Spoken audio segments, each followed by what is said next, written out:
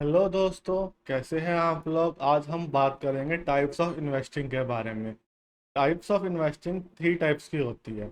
एक होती है फंडामेंटल इन्वेस्टिंग, दूसरी होती है टेक्निकल इन्वेस्टिंग, तीसरी होती है एडवाइजरी इन्वेस्टिंग।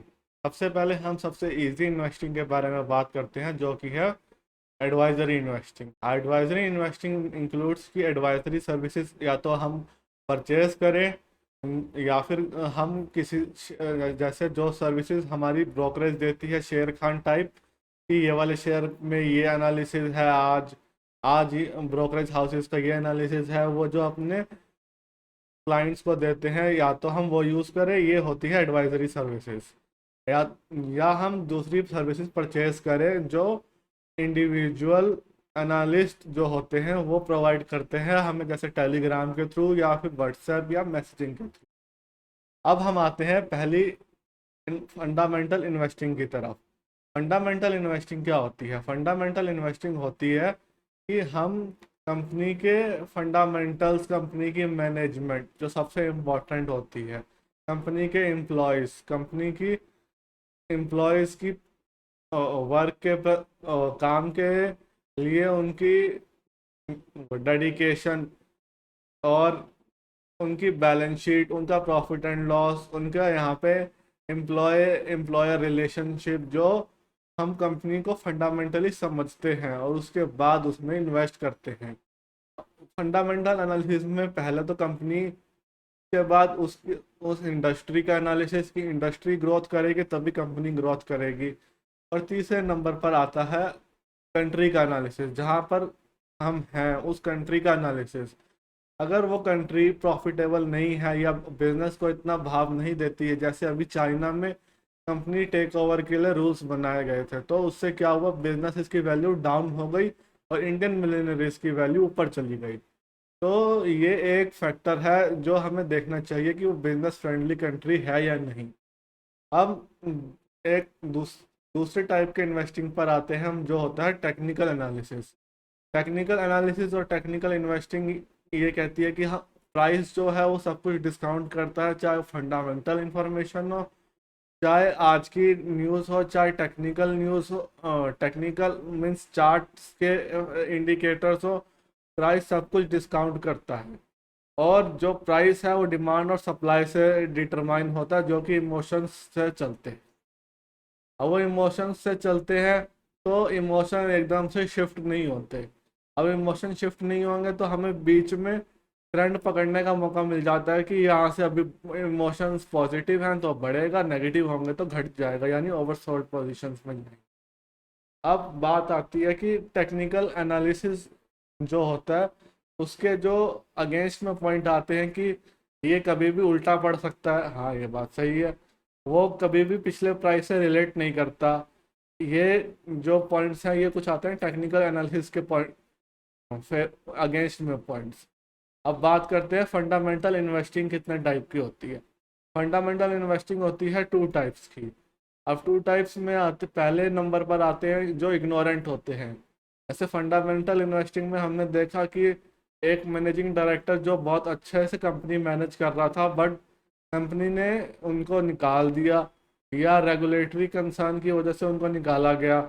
और तब भी पोर्टफोलियो इन्वेस्टर उस बात को अपने पोर्टफोलियो में इनकॉर्पोरेट नहीं करता, मतलब कि वो इन्वेस्टमेंट उसमें कम नहीं करता, वो उस चीज़ को इग्नोर कर देता है। और फिर जो एमडी आता है उसकी जो मार्केट में पोजीशन है कि वो अच्छे से काम नहीं कर पाएगा, या उतना एफिशिएंट नहीं है, या वो उतना अच्छा मैनेज नहीं कर सकता, उसकी मार्केट में ये पोजीशन है। तो तब भी हम अपने उसको उसमें पोर्टफोलियो में से नहीं निकाल रहे, तो ये इग्नोरेंट फंडामेंटल इन्वेस्टर होते हैं। अब जब दूसरे होते हैं वो ध्यान रखते हैं कि जो फंडामेंटल्स हमने, जिनके बेसिस पर हमें एकदम कॉन्फिडेंट है कि हमारी इन्वेस्टमेंट डूबेगी नहीं, हम एकदम अच्छे से इन्वेस्ट कर पाएंगे, अच्छे से ग्रोथ होगी और रिटर्न कमा पाएंगे। और वैसे इन्वेस्टर्स जो होते हैं वो हमेशा ध्यान रखते हैं कि वो चीज़ें बदले ना, जैसे ही वो बदलती हैं वो फट से एक्शन लेते हैं। अब अब आ जाते हैं टेक्निकल इन्वेस्टर्स के ऊपर। टेक्निकल इन्वेस्टर्स क्या करते हैं, वो नंबर ऑफ चीज़ों को देखते हैं, जैसे कि आज डॉ जोन्स पॉजिटिव में खुला, नेगेटिव में खुला, यूएस मार्केट्स पॉजिटिव में खुल रही है, नेगेटिव में खुल रही हैं, फॉरेन डायरेक्ट इन्वेस्टमेंट्स कैसे कर रही, आ रही है या नहीं आ रही, फॉरेन इंस्टीट्यूशनल इन्वेस्टर अगले 7-8 दिन में इन्वेस्ट पैसा करेंगे या नहीं करेंगे, उनकी तरफ से कोई स्टेटमेंट आई है कि नहीं आई, या किस सेक्टर में इन्वेस्ट कर रहे हैं। टेक्निकल इन्वेस्टर ये सारे पॉइंट्स का ध्यान रखता है।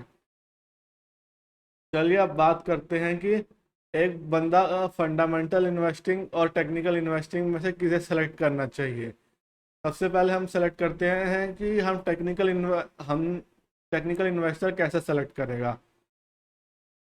टेक्निकल इन्वेस्टर पहले चार्ट देखता है और फिर उसका सही निकलता है तो वो उसको प्रॉफिट बुक करके आउट हो जाता है। अगर वो सही नहीं निकलता तो वो कहता है कि फंडामेंटल इन्वेस्टिंग की तरफ से था, मतलब मैंने इसको फंडामेंटली इन्वेस्ट किया, ये बाद में बढ़ेगा ही बढ़ेगा। देखिए, सब टेक्निकल इन्वेस्टर्स का जो रेंज होती है वो ज़्यादातर 1 साल तक होती है, मैक्सिमम 1 साल होती है, और ज़्यादातर 2 या 3 महीने तक होती है। और जो टेक्निकल इन्वेस्टर्स जो होते हैं वो लॉन्ग टर्म के बारे में नहीं सोचते हैं। ये टेक्निकल इन्वेस्टिंग करते टाइम हमें अपना ध्यान में रखना चाहिए, हमें जो प्राइस के चेंजेस हैं उनसे प्रॉफिट कमाना है। अगर वो प्राइस के चेंजेस एडवर्स होते हैं तब भी हमें उन प्राइस के चेंजेस के बेसिस पर ही बाहर निकलना चाहिए इन्वेस्टिंग से, सॉरी पोजीशन से। हमें उसको होल्ड नहीं करना चाहिए क्योंकि ये कह के कि ये फंडामेंटली भी अच्छा है, चलो हम इसमें इन्वेस्ट करते चलते हैं।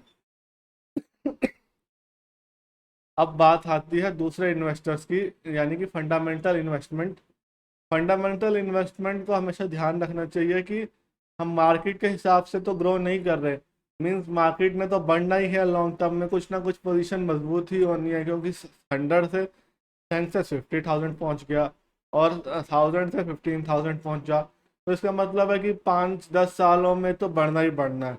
हमें इस बेसिस पर नहीं चलना चाहिए कि मार्केट में तो बढ़ना ही बढ़ना है, तो हम उस बेसिस पर अपना सेलेक्ट कर लें कि हम फंडामेंटल इन्वेस्टिंग करते हैं, जो कंपनीज डूबेंगे नहीं, जैसे रिलायंस, टाटा, इन सब में पैसा इन्वेस्ट करके छोड़ देते, तो ये फंडामेंटल इन्वेस्टिंग नहीं होती। हमें पहले रिलायंस को समझना है, उसके सेक्टर को समझना है, और उसका हमारे इंडिया की इकोनॉमिक पोजीशन को समझना, तब होती है फंडामेंटल इन्वेस्टिंग। अब फंडामेंटल इन्वेस्टिंग में एक और पॉइंट होता है कि हम फंडामेंटल्स देखकर इन्वेस्ट तो कर देते हैं, फिर उसको भूल जाते हैं या उसमें ध्यान नहीं देते, या उस पर ध्यान नहीं देते। अब जब फंडामेंटल इन्वेस्टिंग करने के बाद हम रोज देखेंगे तो मार्केट तो इमोशन से चल रही है, अब मार्केट फंडामेंटल से हिसाब से नहीं चलती, वो उसमें डिफरेंस होता है। जैसे कि आईटीसी में आप देखोगे कि उन्होंने अच्छा प्रॉफिट कमाया होगा तब भी वो नीचे चला जाता कभी कभी। तो फंडामेंटल इन्वेस्टिंग वाले को एक फीलिंग से जूझना पड़ता है, वो उसको कहते हैं लॉस एवर्जन। लॉस एवर्जन का मतलब होता है कि जो हमारे को लॉस होता है वो हमें दुगना इम्पैक्ट करता है जितना प्रॉफिट करता है उससे। तो हमें डेली के लॉस से खुद को कैसे बचाना है, ये एक इम्पॉर्टेंट फैक्टर होता है फंडामेंटल इन्वेस्टर के लिए। अगर वो रोज मार्केट देखेगा तो वो रोज उसके लिए प्रॉब्लम होगी कि मेरा इन्वेस्टमेंट नीचे जा रही है, कहीं मेरा डिसीजन गलत तो नहीं है। फंडामेंटल इन्वेस्टर को एकदम स्ट्रांग होना चाहिए अपने इन्वेस्टिंग पोजीशन पे, और उसको कॉन्फिडेंस होना चाहिए, और उसको इग्नोरेंट नहीं होना चाहिए, जैसे हमने पहले बात करी।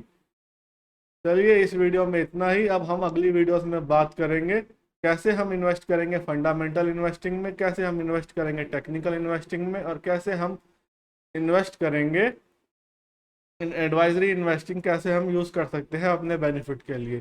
Thank you.